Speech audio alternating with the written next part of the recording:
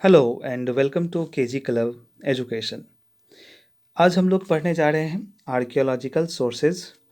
History का एक topic है। इससे पहले हमने लिटरेरी सोर्सेज कवर कर रखा है। उसमें लिटरेरी सोर्स काफ़ी लेंदी टॉपिक था, उसे हम लोगों ने डिटेल से एक चार्ट बना करके कवर किया। आप लोग ज़रूर देखें, बहुत इंपॉर्टेंट है। आज हम लोग आर्कियोलॉजिकल सोर्सेज को पढ़ने जा रहे हैं। आर्कियोलॉजिकल सोर्सेज जो अपने आप में एक इम्पॉर्टेंट टॉपिक आ जाता है। क्यों? क्योंकि अगर हम लिटरेरी सोर्सेज और आर्कियोलॉजिकल सोर्सेज में थोड़ा भी डिफरेंस करें तो आर्कियोलॉजिकल सोर्सेज क्या होता है ना, जीत जाता है। क्यों? क्योंकि आर्कियोलॉजिकल सोर्सेज हमें ऑथेंटिकेटेड, ठीक है, ऑथेंटिकेटेड क्या करता है तो इन्फॉर्मेशन देता है। इसलिए आर्कियोलॉजिकल सोर्सेज बहुत इंपॉर्टेंट है। अगर बात करें हिस्टोरियन की तो हिस्टोरियन भी आर्कियोलॉजिकल सोर्सेज लेना पसंद करते हैं।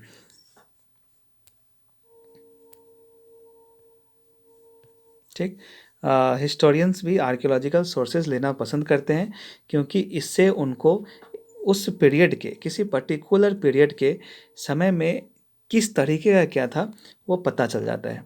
जैसे अगर लिटरेरी सोर्स हम जब पिछले बार पढ़े तो उसमें हमने जाना कि लिटरेरी सोर्स अगर कोई लंबे समय तक कोई घटना चलता है, लंबे समय तक कोई घटना चला, हाँ, सदियों लग गए उसे पूरे होने में, और उसके बारे में लिखा गया किसी एक खास पीरियड में, तो उस लिटरेरी सोर्स में क्या बाकी के समय की बात सही तरीके से की गई है या नहीं की गई है, इस लिटरेरी सोर्स में वो हमें पता नहीं चल पाता है। तो इसलिए लिटरेरी सोर्स कहीं कहीं हमें कहीं कहीं जानने में प्रॉब्लम क्रिएट कर सकता है। जैसे हमने एग्जाम्पल जो पार्ट में दिया हुआ है, महाभारत का लिया था कि बहुत लंबे समय तक चला, लेकिन और जब लिखा गया उसे किसी पर्टिकुलर पीरियड में, तो फिर हमें ये समझ पाना कि जो लिखा हुआ है ऑथेंटिकेशन किस तरीके का है वो थोड़ी मुश्किल हो जाती है। तो इसलिए आर्कियोलॉजिकल सोर्स, लिटरेरी सोर्स में मुश्किल आती है।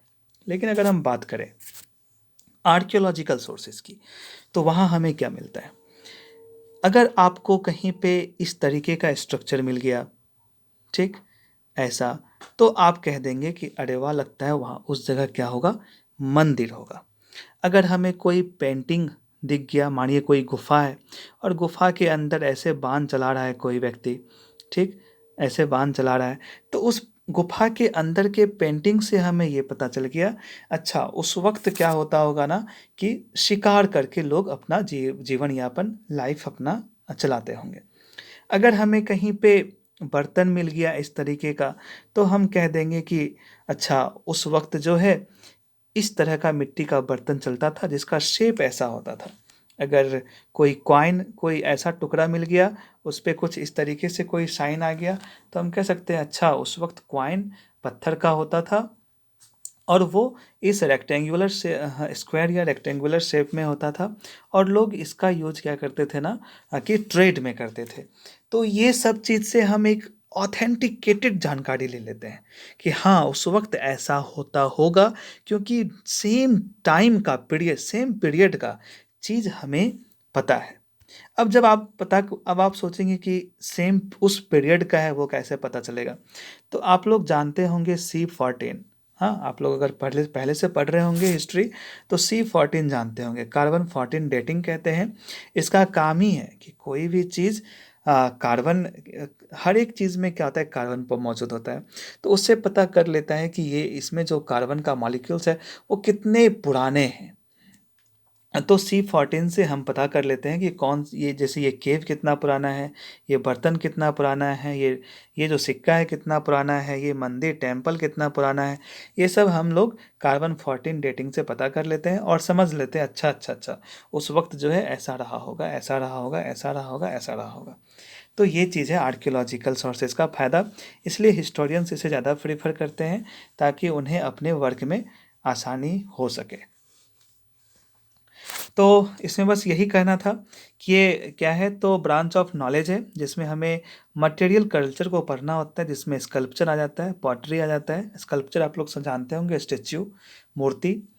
बोन के कुछ अंश मिल जाते हैं, घर के कुछ अंश मिल जाते हैं, टेम्पल रिमेन्स मिल जाते हैं, कॉइन मिल जाता है, सील मिल जाता है। इंस्क्रिप्शन से हमें पता चलता है, जैसे बड़ा बड़ा स्टोन है और स्टोन पे कुछ कुछ कुछ कुछ ऐसे ऐसे करके लिखा रहता है। आगे हम लोग अशोकन इंस्क्रिप्शन सब जो आगे यूनिट में आएंगे तो पढ़ेंगे, तो उससे हमें वहाँ से भी कुछ जानकारी पता चलती है। कुछ फ्लोरल डिजाइन हमें फ्लोरल इंस्क्रिप्शन से हमें कुछ चीज़ फ्लोरल डिजाइन से पता चलता है, कि जैसे आगे फिर हम लोग पढ़ेंगे कि घर सब में क्या होता था, तो फूल का पेंटिंग किया जाता था। तो हमें पता चलता है कि अच्छा उस वक्त जो है फूल का पेंटिंग किया जाता था और फूल का यूज सजावट में किया जाता था। तो वो सारी चीज़ें हम लोग आगे अच्छे से पढ़ेंगे। यहाँ बस एज एग्जाम्पल हम लोग हर एक चीज़ को देख रहे हैं। It is the archaeolocal evidence that has permitted us to study the prehistoric period. अब बात आती है कि ये आर्कियोलॉजिकल सोर्स ही है जो हमें प्री हिस्टोरिक पीरियड के बारे में जानकारी देती है। तो आप सोच रहे होंगे कि प्री हिस्टोरिक पीरियड क्या है। अगर आप लोग हिस्ट्री पढ़ रहे हैं या पहले से पढ़े हुए हैं तो आपको पता होगा, और अगर नहीं पढ़े हैं तो अभी समझ लीजिए। जब भी हम लोग हिस्ट्री की बात करते हैं ना, तो 3 पीरियड की बात करते हैं। पहला प्री हिस्ट्री, दूसरा प्रोटो हिस्ट्री, और तीसरा हिस्ट्री। प्री हिस्ट्री क्या हुआ? प्री हिस्ट्री वो टाइम हुआ जिस वक्त लिटरेरी सोर्स नहीं था, कुछ भी लिखा हुआ प्रमाण हमें नहीं मिलता है। उस वक्त का हमें क्या मिलता है? तो आर्कियोलॉजिकल सोर्स मिलता है। तो जिस वक्त जिस समय का हमें सिर्फ और सिर्फ आर्कियोलॉजिकल सोर्स मिला है, लिटरेरी सोर्स नहीं मिला है, वो प्री हिस्टोरिक सोर्सेज हो जाएगा, जिसमें हम लोग पैलियोलिथिक पढ़ते हैं, मीजोलिथिक, नियोलिथिक, हर एक चीज़ को पढ़ते हैं। आगे हम लोग डिटेल से पढ़ेंगे, ठीक। तो वो हो गया प्री हिस्टोरी। एक हो गया प्रोटो हिस्ट्री। प्रोटो में क्या है? सेम हो जाएगा, आर्कियोलॉजिकल सोर्स रहेगा, इसमें लिटरेरी सोर्स भी रहेगा, लेकिन लिटरेरी सोर्स को पढ़ा नहीं जा सकता है। लिटरेरी सोर्स में क्या लैंग्वेज है वो पता नहीं चल पाता है, इस वजह से लिटरेरी सोर्स को पढ़ा नहीं गया। आर्कियोलॉजिकल सोर्स से ही उस वक्त का हर एक चीज़ का पता चल गया, इसलिए ये हो जाएगा प्रोटो हिस्ट्री। प्रोटो हिस्ट्री का एग्जाम्पल क्या हो जाएगा? हड़प्पा। सबसे अच्छा Harappa civilisation, Indus valley civilisation की बात जो हम करते हैं, हड़प्पा सभ्यता, ये सब प्रोटो हिस्ट्री का एग्जाम्पल है। क्योंकि इस वक्त का लिटरेरी सोर्स तो है, लेकिन उस लिटरेरी सोर्स को अभी तक पढ़ा नहीं जा सका, तो आर्कियोलॉजिकल सोर्स से ही अभी पता चल रहा है जो भी मिलता है। तीसरा है हिस्ट्री। अब आप लोग अब तक समझ गए होंगे कि हिस्ट्री क्या होगा। हिस्ट्री में आर्कियोलॉजिकल सोर्स रहेगा ही, और लिटरेरी सोर्स भी रहेगा, और लिटरेरी सोर्स भी पढ़ा हुआ रहेगा। लिटरेरी सोर्स से भी हम लोग पढ़ सकते हैं, तो वो आर्कियोलॉजिकल सोर्स हो जाएगा। तो अब तक आप लोग समझ गए होंगे कि प्री हिस्ट्री क्या है, प्रोटो हिस्ट्री क्या है, और हिस्ट्री क्या है। तो अब समझ गए होंगे कि आर्कियोलॉजिकल सोर्स क्यों ज़रूरी है। हमें प्री हिस्ट्री के बारे में इंफॉर्मेशन देता है, प्रोटो हिस्ट्री के बारे में इंफॉर्मेशन देता है, इवन हिस्ट्री के भी बारे में हमें आर्कियोलॉजिकल सोर्स एक बेटर एग्जाम्पल दे देता है, बेटर एविडेंस दे देता है। बस इसमें हम लोगों को इतना ही जानना था। आगे आर्कियोलॉजिकल मेथड है, जैसे कि एक्सप्लोरेशन। हम लोग आर्कियोलॉजिकल सोर्स को एक्सप्लोर करते हैं, खुदाई करते हैं, कि किसी डेफिनेट साइट का पता किया जाता है, फिर उस पर रिसर्च टीम जाती है, खुदाई होती है, और खुदाई करके हमें क्या उस जगह का क्या होता है, एविडेंस मिलता है। जहाँ आप इस पिक्चर में देख सकते हैं कि एक आर्कियोलॉजिकल साइट थी, उसकी खुदाई हुई, और वहाँ तरह तरह के एविडेंस हमें देखने को मिल रहे हैं। अब इसकी क्या होगी, रिसर्च होगी, और पता चलेगा कि अच्छा यहाँ जो ये सारी चीज़ें दिख रही हैं, इसके पीछे का रीज़न ये रहा होगा, और फिर हम लोग जान लेते हैं। जैसे आप देख सकते हैं कि ये इसमें किसके बारे में बताया गया है, तो मौर्य के पिल्लर और कुम्हरार जो कि पटना में है, पाटलिपुत्रा में, वहाँ पे एक्सकवेशन किया गया, और ये ऐसा साइट्स वहाँ पे दिखता है। और फिर यहाँ से मौर्य पीरियड के बारे में हम लोगों को पता चला था कि हाँ अच्छा मौर्य काल था, जो कि काफ़ी प्रसिद्ध था, बहुत अच्छे तरीके से इसका सोसाइटी इकोनॉमी चल रहा था। तो ये सब आर्कियोलॉजिकल सोर्स से बहुत अच्छे तरीके से पता चल जाता है। खैर लिटरेरी सोर्स भी इस वक्त का है, आगे हर एक चीज़ को डिटेल से कवर किया जाएगा। तो यहाँ हमने जाना कि एक्सप्लोर करते हैं हम लोग आर्कियोलॉजिकल सोर्सेज को, ताकि हमें सिग्निफिकेंट अमाउंट ऑफ डाटा मिलता है, जिससे हम लोग किसी भी समय के बारे में जान सकते हैं। ठीक, कि कैसे पीपल रहते थे, कैसे कपड़े पहनते थे।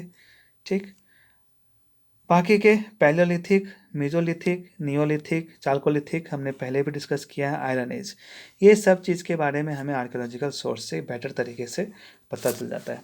आप लोगों को क्या करना है, शेड्यूल वाइज से अभी भी ध्यान में रख लीजिए, बाकी आगे पढ़ाई तो होगी ही, कि सबसे पहले पैलियोलिथिक पीरियड आया था, फिर मेसोलिथिक आया था, फिर नियोलिथिक, फिर चाल्कोलिथिक, फिर आयरन एज। अब यहाँ शब्द आता है लिथिक। लिथिक क्या होता है?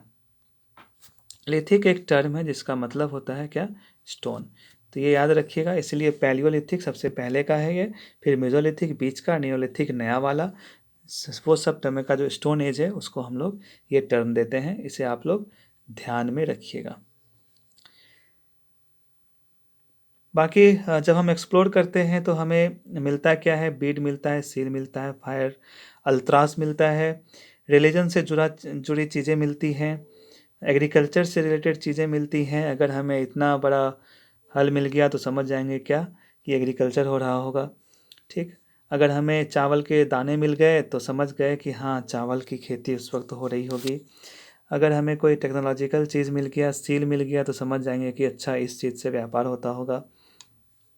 फायर अल्ट्रास मिल गया तो हमें समझ में आ जाता है कि ये जो चीज़ है इसमें आग, फायर का काम होता होगा, आग जलाई जाती होगी इसमें। तो वो सब चीज़ हमें पता चल जाता है आर्कियोलॉजिकल सोर्सेज में।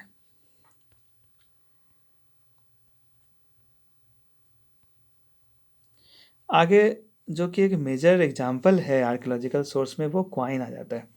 क्वाइन बहुत इम्पॉर्टेंट है। क्वाइन की स्टडी को क्या बोलते हैं? न्यूमिस्मेटिक। याद रखिएगा इसको, कभी भी ऑब्जेक्टिव में ये इस तरह के क्वेश्चंस आ जाते हैं। क्वाइन के स्टडी को बोलते हैं न्यूमिस्मेटिक। अब क्वाइनेज क्या है? तो metal currency and has a इसका डेफिनेट शेप होता था, साइज होता था, वेट होता था। एक क्वाइन का क्या स्टैंडर्ड होना चाहिए, वो हम हर समय से था, आज भी है। साइज क्या होगा, वेट क्या होगा, शेप क्या होगा, ये सारी चीज़ें ऐसे हमें क्वाइन के बारे में पता चलता है। किसी भी समय का हम क्वाइन उठाते हैं तो क्या शेप था, क्या साइज था, और इवन किस चीज़ से बना हुआ था। ठीक है, किस चीज़ से क्वाइन बना हुआ था, चाहे वो गोल्ड का बना हुआ था, कॉपर का बना हुआ था, लेड का बना हुआ था, तो हमें पता चल जाता है क्वाइन से कि वो किस तरह से वो काम कर रहा होगा। The side of the coin which carries the message is called obverse and the opposite side is reverse। जैसे ये क्वाइन है, क्वाइन का ये एक पार्ट हो गया और ये नीचे वाला पार्ट हो गया, जो हमें इंफॉर्मेशन देता है किसी भी चीज़ को। कोई भी साइन अगर आ गया तो अच्छा, ये साइन था। ठीक, जैसे डॉलर दे देते हैं, रुपीज़ दे देते हैं, अभी उस वक्त भी कुछ ऐसा साइन रहता होगा, जैसे $1, $2, उस वक्त भी जैसे मॉडर्न टाइम में पन चलता था, पण। तो ये सारी चीज़ें उस वक्त पंच मार्क्स क्वाइन भी होता था, तो वो ऑब्जर्व किया जाता था। तो उसको हम लोग फेस वाले, हेड जिसको बोलते हैं, हेड हेड वाला एरिया ऑब्जर्व हो गया, टेल वाला एरिया क्या हो गया, ये रिवर्स हो गया। क्वाइन के बारे में जानना है। The second urbanization in the early Indian history is the first instance where we find literary and archaeological evidence of coinage। Second urbanisation आप लोग समझ रहे होंगे कि क्या है, डिफ़िकल्ट नहीं है, आगे सब कुछ पढ़ेंगे। फर्स्ट अर्बनाइजेशन जो था वो था हड़प्पा।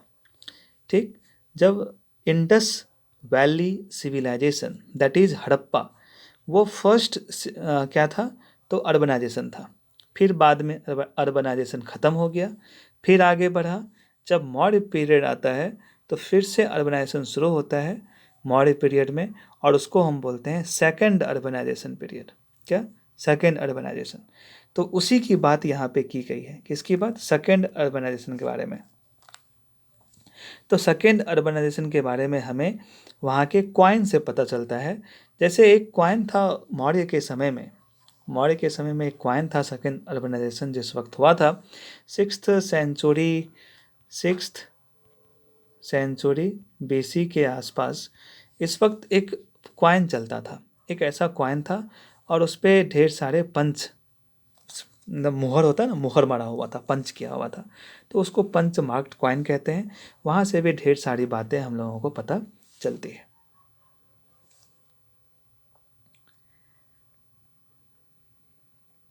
उसके बाद कह रहा है कि we find literary and archaeological evidence of coinage. ठीक है, हम लोग ये पढ़ चुके हैं। क्वाइन किस किस चीज़ का होता था, तो गोल्ड और लेड का होता था। बर्न्ट क्ले, हाँ, मिट्टी का भी, पक्की मिट्टी का भी बना हुआ होता था। कॉपर सिल्वर का भी बना होता था। तो हम लोग एक, जैसे बर्न्ट क्ले का सिक्का है, बर्न्ट क्ले मतलब मिट्टी का जो पैसा था, वो कुषाण पीरियड का हम लोगों ने एक्सकावेट किया। और फिर इससे हमें ये पता चलता है कि कुषाण पीरियड जो था, तो कुषाण पीरियड में बर्न्ट क्ले का भी यूज किया जाता होगा, और ये बहुत ज़्यादा मात्रा में मिला था। तो कॉइन भी इम्पॉर्टेंट हो जाता है किसी भी पीरियड के बारे में जानकारी रखने के लिए। फिर हमने पंच मार्क्ड कॉइन की बात कही कि वो मौर्य पीरियड में हमें मिलता है, और वहाँ से हमें मौर्यों के बारे में पता चल जाता है। और punch marked coin mainly silver के होते थे और कॉपर के होते थे। ठीक, जिससे हमें मगध के बारे में पता चलता है। मगध एम्पायर, जहाँ पे कि पाटलिपुत्रा वाला एरिया पड़ता है, जहाँ पर कि मौर्य शासन होता था। पंच मार्क्ड कॉइन के बारे में और इम्पोर्टेंट बात कहें तो ये अर्लीस्ट कॉइन है, जिससे हमें सिंबल का पता चलता है, कॉइन पे सिंबल।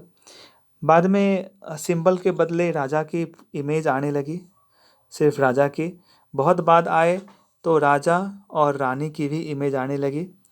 तो बहुत बाद आए तो फिर भगवान, देवी देवताओं का भी फोटो दिखने लगा। तो बहुत और बाद आए तो संस्कृत सब का इंस्क्रिप्शन दिखने लगा। तो कॉइन भी ढेर सारे समाज को दिखाने का कोशिश करता है, इसलिए कॉइन को भी जानना बहुत ज़रूरी हो जाता है।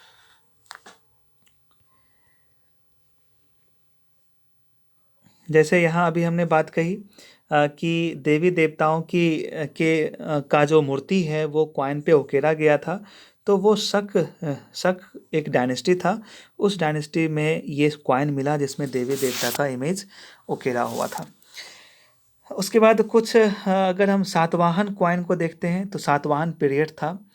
तो आगे सब कुछ आराम से पढ़ेंगे। तो सातवाहन पीरियड का जो कॉइन मिलता है, तो उसके सिक्के पे हमें जहाज़ के बारे में क्या मिलता है, तो जहाज़ का साइन रहता है, कॉइन है उसमें जहाज़ का साइन था। तो हमें पता चलता है कि जहाज़, उस वक्त जहाज़ से काम होता होगा, मतलब मैरीटाइम यूज भी किया जाता होगा, मैरीटाइम ट्रेड किया जाता होगा। किसी किसी में राजा वीणा बजा रहे होते हैं, समुद्रगुप्त जैसे। तो फिर वो सब भी हम लोग पढ़ेंगे कि राजा जो हैं वो वीणा बजाते थे। तो इसका मतलब उनको वीणा बहुत पसंद था। तो ये सब आर्कियोलॉजिकल सोर्सेज के फायदे हैं, और ज़्यादा क्या डिस्कस करना, बस यही सब है। पोस्ट मौर्य कॉइन में हमें फिर, जब हम मौर्य से आगे बढ़ जाते हैं, पोस्ट मौर्य चले जाते हैं, तो हमें लेड का कॉइन मिलता है, पॉटिन का मिलता है। पॉटिन में टीन भी शामिल होता था। ठीक है। उसके बाद कॉपर का मिलता है, ब्रॉन्ज, सिल्वर, गोल्ड, ये सब का सिक्का आगे मिलता है। चलिए, Gupta also issued A number of gold coins. Gupta period भी बहुत ज़्यादा मात्रा में सोने के सिक्के लागू किए। जब हम लोग गुप्ता को पढ़ेंगे तो उसमें हम लोगों को मिलेगा। कुछ सिक्के थे जिसका नाम दिनार कहते थे, गुप्ता के पीरियड में जो सिक्के थे उसका उसका नाम था दिनार। उसके बाद क्वाइन ऑफ समुद्रगुप्त और कुमारगुप्त, समुद्रगुप्त का सिक्का और कुमारगुप्त का सिक्का, उसमें वीणा बजाते हुए दिखाया गया है समुद्रगुप्त को। तो वो आगे हम लोग देख लेंगे। The post Gupta period also period the gold coin declined. तो और पोस्ट, फिर पहले मौर्य पीरियड आया, फिर गुप्ता पीरियड आया, और फिर बाद की जो पीरियड आई उसमें क्या होता है कि गोल्ड कॉइन डिक्लाइन हो जाता है, क्योंकि गुप्ता पीरियड में ढेर सारे गोल्ड कॉइन थे। जी जी, गुप्ता पीरियड में सबसे ज़्यादा गोल्ड कॉइन, इससे याद रखिएगा, जी जी, गुप्ता पीरियड सबसे ज़्यादा गोल्ड कॉइन। आगे यहाँ पे एक चीज़ है, आर एस शर्मा जी क्या कह रहे हैं, तो गुप्ता पीरियड के बारे में वो बताते हैं कि this become the basis of highly contested feudalism theory. तो क्योंकि गुप्ता पीरियड में ढेर सारे गोल्ड थे, तो आर एस शर्मा जी कहते हैं कि ढेर सारे गोल्ड होने का मतलब है कि इस वक्त फ्यूडलिज्म बहुत ज़्यादा थी। यहाँ पे ढेर सारे रईस रईस बहुत ज़्यादा यहाँ पे थे, और वो ट्रेड बहुत ज़्यादा करते होंगे, इसलिए गोल्ड कॉइन यहाँ हमें बहुत ज़्यादा देखने को मिलती है।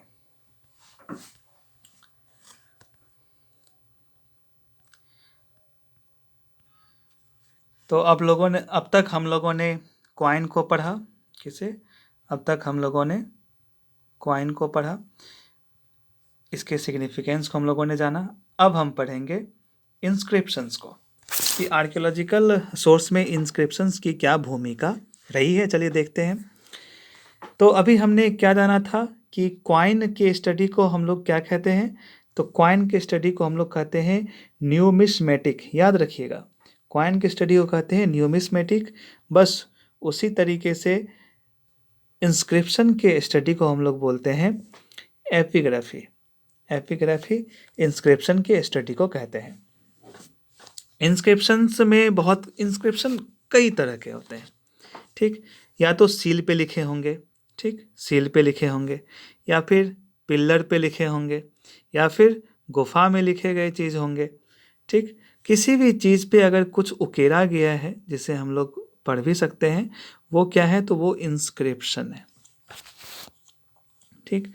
इंस्क्रिप्शन कॉपर प्लेट का भी हो सकता है, टेम्पल वॉल पे लिखा हो सकता है, लकड़ी के टेबल पे लिखा हो सकता है, स्टोन के पिलर पे लिखा हो सकता है, रॉक सरफेस पे लिखा हो सकता है, ईंट पे लिखा हो सकता है, इमेज बनाया हुआ हो सकता है। ये सब के सब क्या है? इंस्क्रिप्शन है। बस इतना ही जानना था, यही है इंस्क्रिप्शन।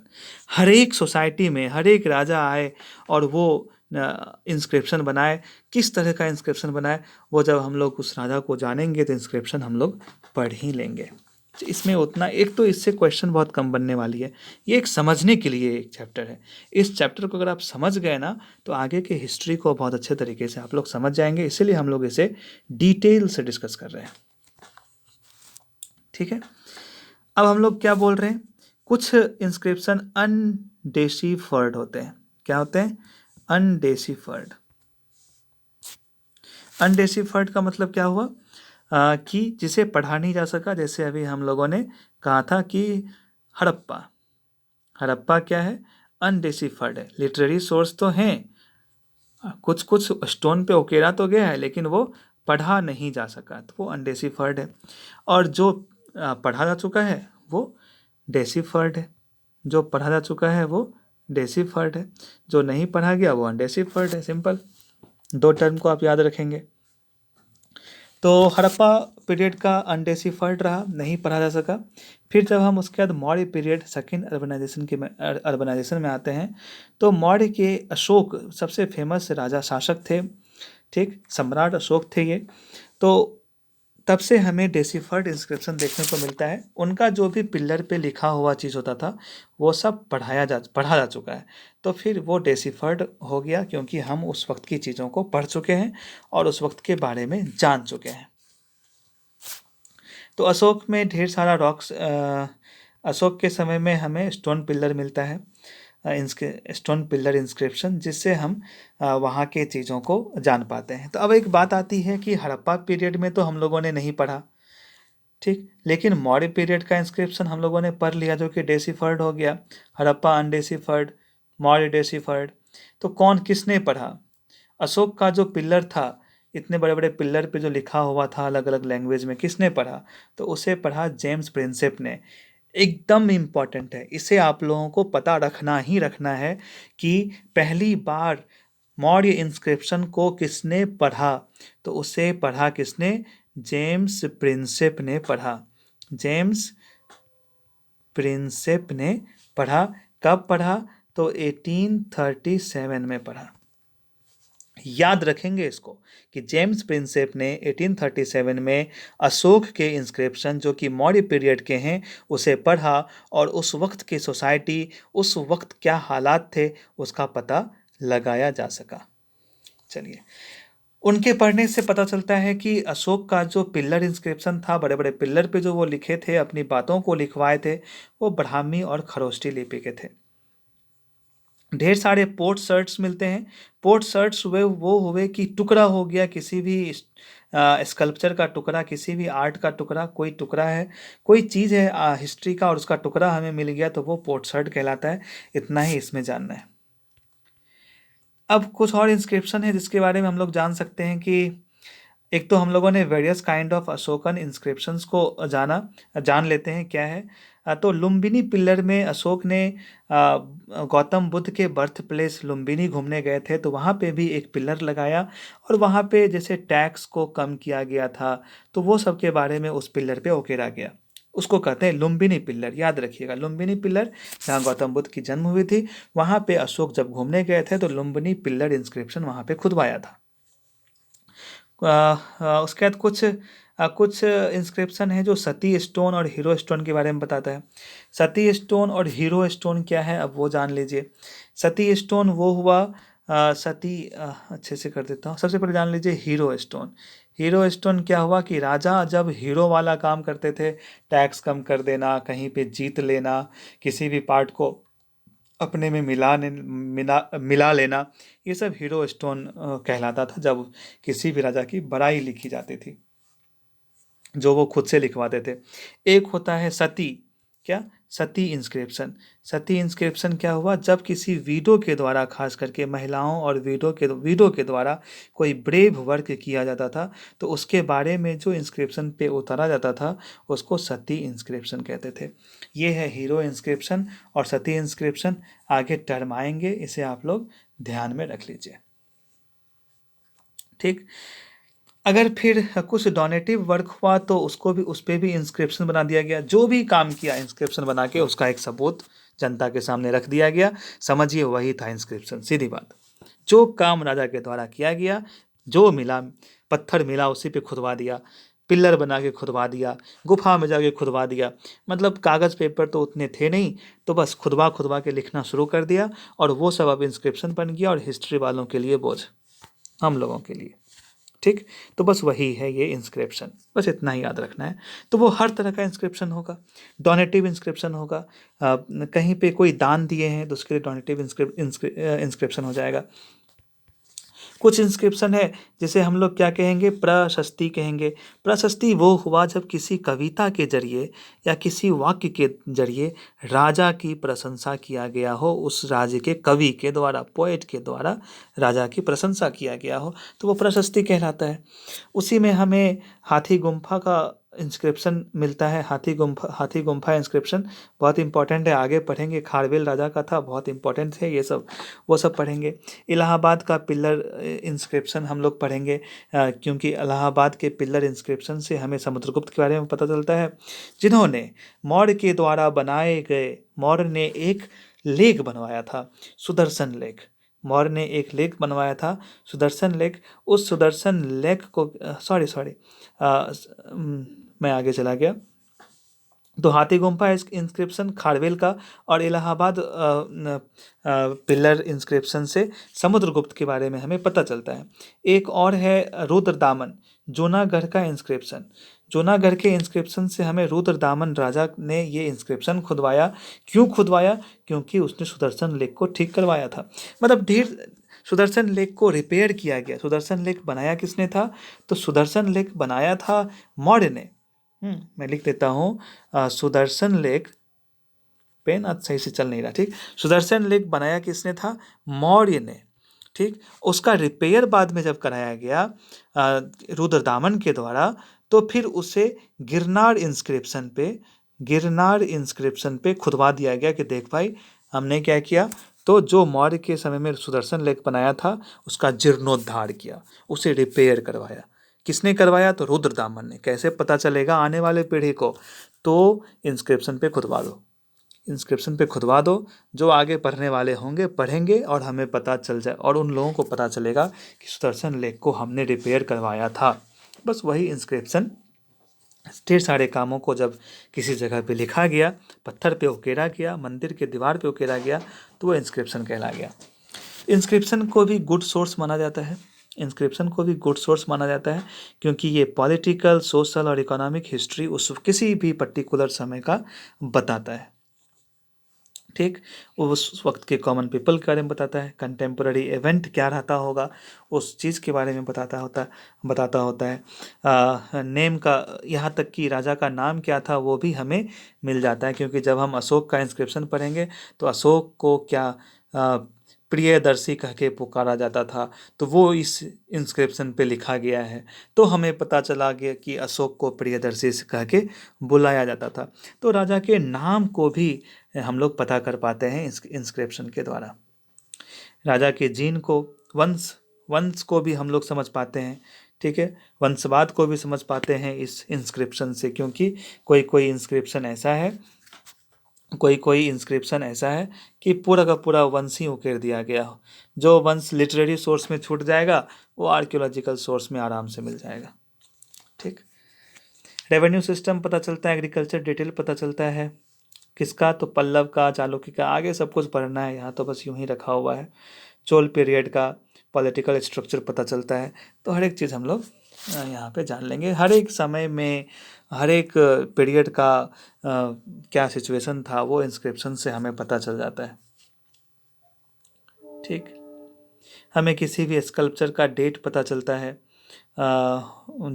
उस पर इंफॉर्मेशन उकेरा जाता है उस चीज़ से कि देखो ये जो इंस्क्रिप्शन तुम पढ़ोगे आने वाले पीढ़ी, वो इस वक्त का बना हुआ है, वो पहले ही लिख देते हैं, तो फिर हमें अच्छे से पता चल जाता है। इसलिए ये क्या होते हैं, काफ़ी मोर रिलायबल होते हैं लिटरेरी टेक्स्ट से, जो हमने शुरुआत में ही कह दिया कि लिटरेरी टेक्स्ट से ज़्यादा ऑथेंटिकेटेड और रिलायबल आर्कियोलॉजिकल सोर्स को माना जाता है। अब आ जाते हैं कुछ लिटरेरी सोर्स, आर्कियोलॉजिकल सोर्स तो हम लोगों ने पढ़ लिया, चैप्टर मानिए वही है। एक और बच जाता है जिसको हम बोलते हैं फॉरेन डिटेल्स। क्या बोलते हैं इसे हम, फॉरेन अकाउंट्स। फॉरेन अकाउंट्स मतलब बाहर से अगर कोई व्यक्ति किसी की राजा के यहाँ आते हैं, किसी देश आते हैं, उस देश के बारे में अगर वो अपनी बुक में लिखते हैं या कहीं भी लिखते हैं, तो वो हो जाता है फॉरेन अकाउंट। वो क्या हो जाता है, फॉरेन अकाउंट। जो भी वो देखे, इस चश्मा लगा के जो भी वो देखे, उसको उन्होंने क्या किया, लिख दिया एक बुक में, जो हो गया फॉरेन अकाउंट। तो ट्रैवलर किस तरीके के होंगे, बात ये भी है, या तो वो पिलग्रिम होंगे, ठीक, पुजारी टाइप के होंगे, ट्रेडर होंगे, सेटलर होंगे, आके बसना चाहते होंगे, सोल्जर होंगे, युद्ध करने आए और यहाँ पे युद्ध किया, यहाँ के सिनारियों को देखा और फिर उसे भी अपने थॉट अपने बुक में लिख डाला। या फिर किसी दूसरे देश के एम्बेसडर जो कि यहाँ पे आके रहते थे वो होंगे, जैसे मेगास्थनीज सब जो मौर्य पीरियड में हम लोग पढ़ेंगे, वो सब एम्बेसडर थे और उन्होंने इंडिका एक बुक लिखी जो कि फॉरेन अकाउंट में होता है। तो वो सब आगे हम लोग देखेंगे। जैसे अभी हमने कहा, एक ग्रीक राइटर थे, ग्रीक राइटर ने एक नाम दिया सेंट्रोकटस। क्या नाम दिया, सेंट्रोकटस। अब ये सेंट्रोकटस पे काफ़ी विवाद चला हिस्टोरियन में कि ये सेंट्रोकटस है कौन, जिसे इस ग्रीक राइटर ने लिखा है, फॉरेन अकाउंट हो गया है। तो कौन आए, विलियम जोन्स। विलियम जोन्स वही हैं जो आर्कियोलॉजिकल सोर्सेज को पढ़े पाए, खास करके मौर्य पीरियड में जो पिल्लर इंस्क्रिप्शन था जिसे उन्होंने पढ़ा, वही है विलियम जोन्स। तो विलियम जोन्स ने कहा जो ये जो टर्म सेंट्रोकटस है, ये और कोई नहीं, चंद्रगुप्त मौर्य के बारे में कहा गया है। तो इससे पता चलता है कि सेंट्रोकटस जो है वो कौन थे, तो चंद्रगुप्त मौर्य थे। ये सब फॉरेन अकाउंट है। ये क्यों लिखा गया है, क्योंकि ये हमें जानना है कि ग्रीक राइटर ने एक टर्म दिया सेंट्रोकटस, वो किस राजा के बारे में कहा गया था, तो वो विलियम जोन्स ने।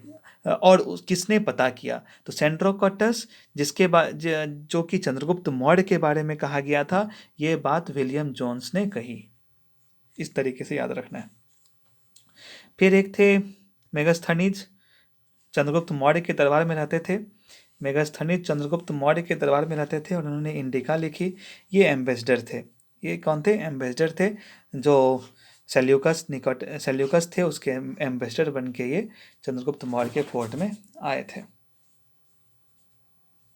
तो ये भी हम लोगों ने देखा। आगे क्या है, ग्रीक और रोमन ढेर सारे लोग आए, अपना अपना थॉट लिखे। ठीक, जैसे इंडियन ओशन के बारे में हमें पता चलता है ग्रीक और रोमन अकाउंट से। एक और इम्पॉर्टेंट है जिसे आप लोग याद रखिएगा, द पेरिप्लस ऑफ एरिथ्रियन सी। ये बहुत इंपॉर्टेंट है, द पेरिप्लस ऑफ एरिथ्रियन सी। जब आप लोग कंपटीशन का एग्जाम देंगे ना, तो फिर तो भी ये क्वेश्चन आएगा ही आएगा कि द पेरिप्लस ऑफ एरिथ्रियन सी किसके बारे में कहा गया है। तो ये तो ये इसका राइटर पता ही नहीं है। द पेरिप्लस ऑफ एरिथ्रियन सी का राइटर कौन था वो पता ही नहीं है, बस इतना ध्यान रखना है। टॉलमी ने ज्योग्राफी लिखा। ये याद रखना है कि टॉलमी ने क्या लिखा, ज्योग्राफी लिखा 150 सीई में। एरिथ्रियन सी कब लिखा गया था, 80 से 115 सीई में लिखा गया था। फिर आता है स्ट्राबो। स्ट्राबो को भी एक बुक थी जिसका नाम ज्योग्राफी था। एडन अभिलेख है जिसके बारे में हम लोग आगे पढ़ेंगे। पिल्नी द एल्डर पूरा नाम है। इन्होंने भी एक इंसाइक्लोपीडिया लिख डाला। तो नेचुरल कंडीशन पे इन्होंने इंसाइक्लोपीडिया लिखा था। तो पिल्नी इस नाम से भी फेमस है। हाँ, मैं अच्छे से रेज करता हूँ। पिल्नी द एल्डर, ये इंसाइक्लोपीडिया नाम से फेमस है। इनका एक नेचुरल इंसाइक्लोपीडिया इन्होंने लिखा था, तो इस चीज़ के लिए ये फेमस है। उसके बाद दो इम्पॉर्टेंट और नाम हैं। एक है फाहियान, मैं इरेज करता हूँ सही से, एक सेकेंड। एक का नाम है फाहियान और एक का नाम है वेनसांग। फाहियान और वेनसांग दो मोस्ट इम्पॉर्टेंट है। फाहियान जो कि इंडिया आकर के 14 साल तक रहे, और वेनसांग जो कि 10 साल तक इंडिया में रहे। ठीक है, फाहियान किसके समय में थे, तो फाहियान याद रखिएगा कि चंद्रगुप्त सेकंड के समय में थे।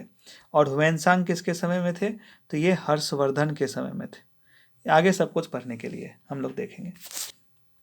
ठीक, तो 399 से 414 में फाहियान और 639 सी में कौन आए थे, तो हुएनसांग आए थे और हर्षवर्धन के कोर्ट में आए थे। ये सब फॉरेन अकाउंट से पढ़ने के लिए मिलता है हम लोगों को। एक और इम्पॉर्टेंट चेहरा है और वो है अलबरूनी। कौन है, अलबरूनी। अलबरूनी जिनका एक फेमस बुक है तहकीक हिंद, जिसे हम याद रखना है।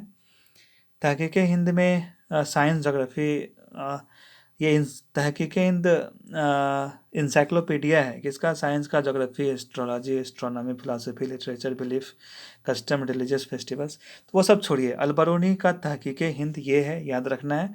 और यह एक इंसाइक्लोपीडिया है लिटरेचर का, फेस्टिवल्स का, वो सब बस याद रखना है।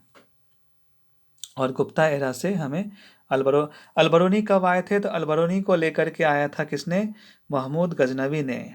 महमूद गजनवी नाम तो सुना ही होगा आप लोगों ने।